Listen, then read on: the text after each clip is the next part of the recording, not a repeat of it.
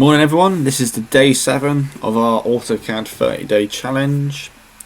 Today we're going to mix it up another level. So we've done 7 different challenges so far.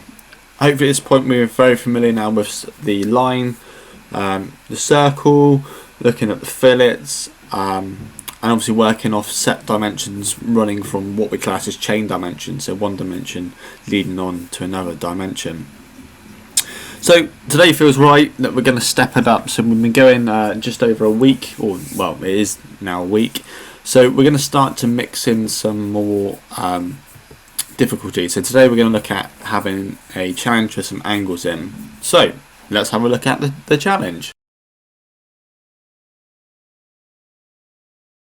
So here it is. This is our challenge for today. So this is a very nice and peculiar shape. So it's a 79.88 square. Okay, this square has actually been tilted at 70 degrees from the horizontal baseline. So from this point down the bottom.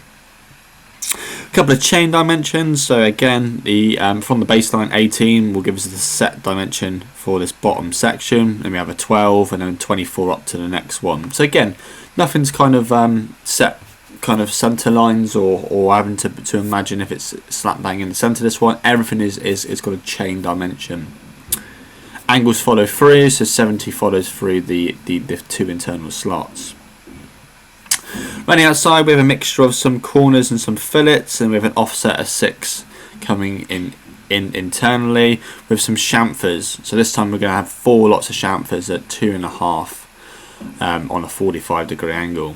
So bit of a different challenge today. I hope you have fun, and tune in 6 PM to see the solution. Thanks everyone.